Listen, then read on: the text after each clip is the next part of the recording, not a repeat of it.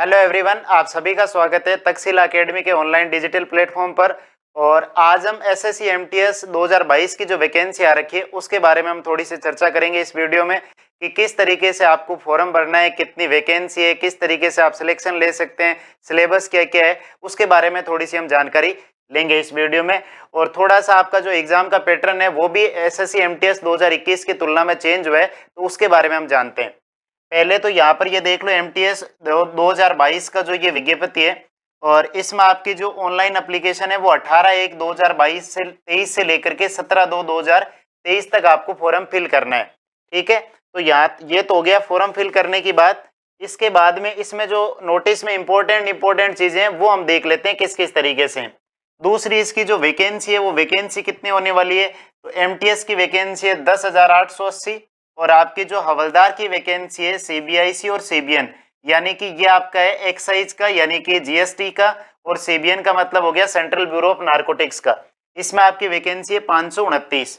इसके बाद में हम आगे की बात कर लेते हैं। वैकेंसी के बाद में जो केवल इसके इंपॉर्टेंट पॉइंट है वो देख लेते हैं। एज लिमिट कहाँ से काउंट होने वाली है, तो एज लिमिट जो आपकी काउंट होगी वो होगी 1/1/2023 से, यानी 1/1/2023 तक आपकी उम्र जो है वो पूरी होनी चाहिए। और इसमें एज लिमिट जो आपकी अलग अलग दे रखी है, एक तो आपकी वैकेंसी आती है 18 से 25 के लिए और एक आती है 18 से 27 के लिए। एमटीएस में अलग अलग वैकेंसी है।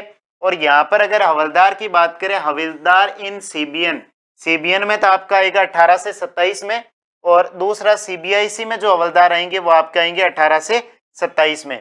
एज में आपकी जो छूट मिलने वाली है वो आपकी एससी एसटी में 5 साल मिलेगी, ओबीसी में 3 साल, और पीडब्ल्यूडी ये बाकी आप सारा अपने जिस जिस रेस्पेक्टिव कैटेगरी में है उसमें आप देख सकते हैं।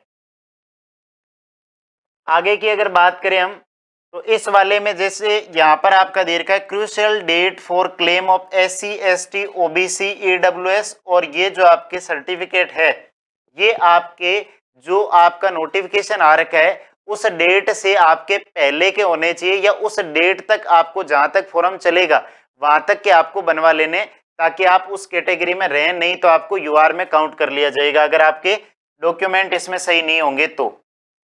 उसके बाद में हम क्वालिफिकेशन की बात करें तो क्वालिफिकेशन आपकी होगी, देखो the candidate must have passed, यानी कि आपकी 10वीं होनी चाहिए। और वो कहां पर होनी चाहिए, वो होनी चाहिए आपकी 17/2/2023 से पहले पहले। ये आपकी हो गई क्वालिफिकेशन की बात में। डॉक्यूमेंट वेरिफिकेशन जो होगा डीवी, वो आपका यूजर डिपार्टमेंट जो है जिस भी ऑर्गेनाइजेशन में होगा वो आपका करवाएगा। इसके बाद में जो फीस लगने वाली है, फीस आपकी लगेगी 100 रुपये। और यहाँ पर आप देख सकते हैं वुमेन कैंडिडेट के लिए, और एससी कैंडिडेट, एसटी कैंडिडेट और ये पीडब्ल्यूडी, इन सभी के लिए आपका फॉर्म जो है वो फ्री रहने वाला है। बाकी सबकी फीस आपकी 100 रुपये होगी। स्कीम ऑफ एग्जामिनेशन किस तरीके से, ये थोड़ा सा ध्यान रखना, यहाँ पर आपका जो है वो पैटर्न चेंज हुआ है। ठीक है, पैटर्न चेंज हुआ है, तो पैटर्न चेंज के बारे में हम थोड़ा सा देख लेते हैं।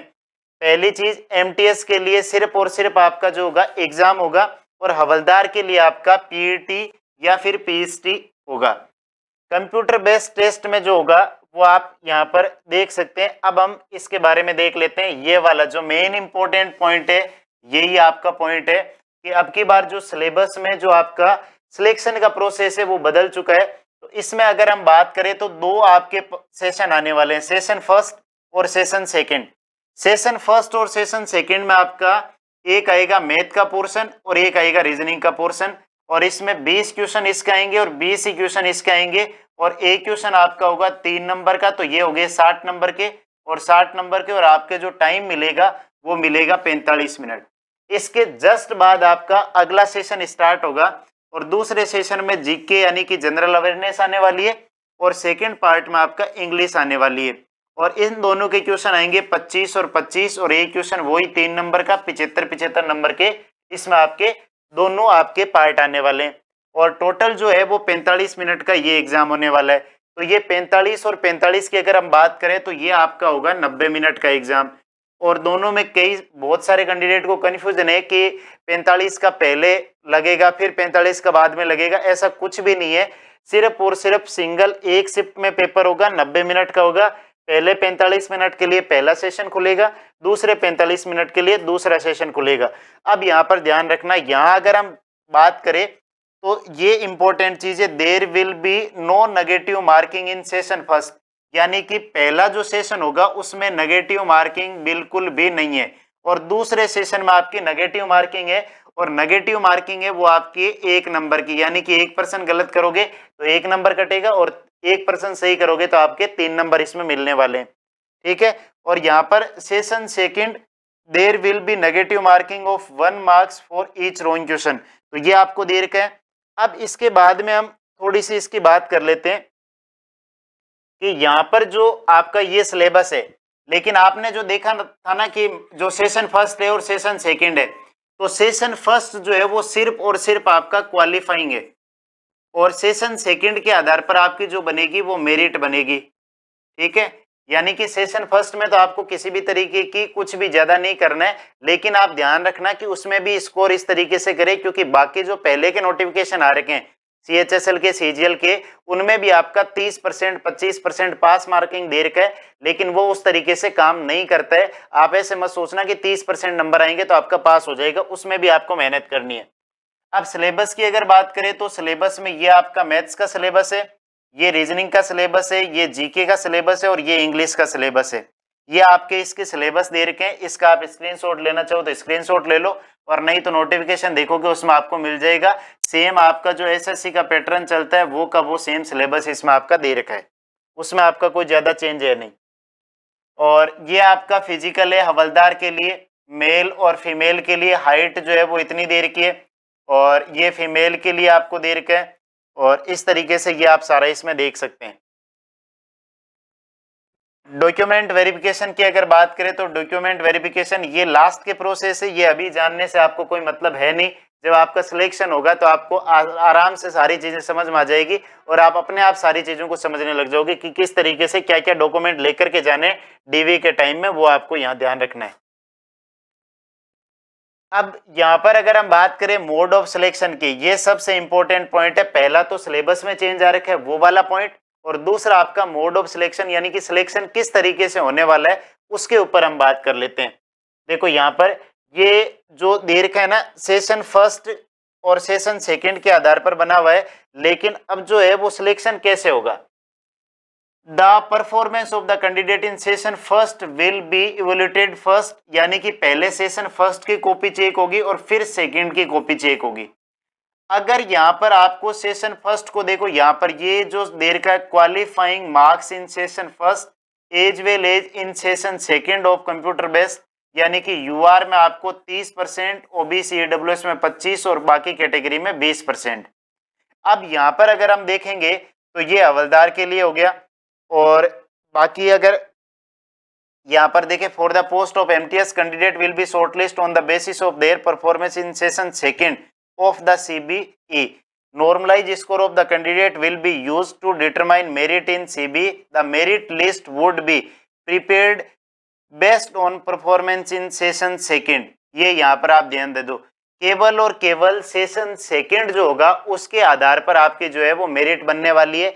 सेशन फर्स्ट आपको सिर्फ और सिर्फ क्वालिफाई करना है। क्वालिफाई करने का मतलब ये नहीं केवल आपके 30% आ जाए, इसको केवल पास करना है, इसके नंबर नहीं जुड़ेंगे, लेकिन आप कोशिश करेंगे थोड़े से इसको सही ढंग से प्रिपेयर कर लें। और जो मेरिट बनने वाली है वो केवल और केवल सेशन सेकंड के आधार पर बनने वाली है।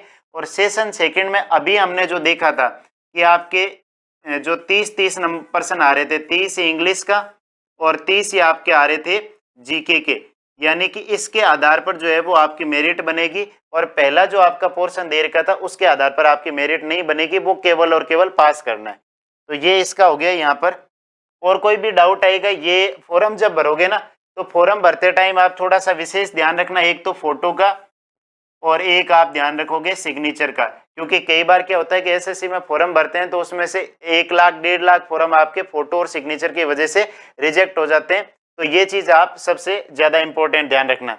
बाकी अगर हम इसकी और आपको कुछ भी जानकारी चाहिए तो आप कमेंट में कमेंट डाल दीजिएगा, उसका रिप्लाई कर देंगे कि किस तरीके से आपको कोई भी दिक्कत आ रही है या आपको कोई भी जानकारी इससे रिलेटेड चाहिए कि जो सेशन फर्स्ट है सेशन सेकंड का नहीं समझ में आया या फिर किस तरीके से होगा या तैयारी किस तरीके से करें और इसके लिए कौन कौन सी बुक पढ़े, वो एक आगे के वीडियो में हम इसकी पूरी जानकारी साझा कर देंगे आपको चैनल के माध्यम से। तो आपको उसमें पूरा एकदम समझ में आ जाएगा कि किस तरीके से क्या करना है। ठीक है, बाकी एसएससी में इतना ज्यादा मुश्किल भी नहीं है कि हम सिलेक्शन किस तरीके से ले। अगर प्रॉपर आप रणनीति के तहत 4, 5 या 6 महीने ढंग से तैयारी कर लेते हैं तो आपके जो एग्जाम है वो एसएससी एमटीएस भी निकल सकता है, आपका सीएचएसएल भी निकल सकता है, सीपीओ का एग्जाम भी निकल सकता है और सीजीएल का एग्जाम भी निकल सकता है। ये आपकी प्रोसेस है, 1 बाय 1 करके आप सारे एग्जाम निकाल सकते हो। आप धीरे धीरे एक एक सीढ़ियां चढ़ना स्टार्ट करोगे तो आप क्या है कि ऊपर छत पर पहुंच सकते हो, लेकिन एकदम सीधा छत पर छलांग लगाओगे तो वहां तक पहुंचना थोड़ा सा मुश्किल होगा। ठीक है, बाकी और कोई भी डाउट होगा तो वो आप वीडियो के नीचे डाल दीजिएगा, मैं उसके रिप्लाई कर देंगे। चलिए आज के वीडियो में बस इतना ही, बाकी मिलते हैं आगे के वीडियो में। Thanks for watching this video.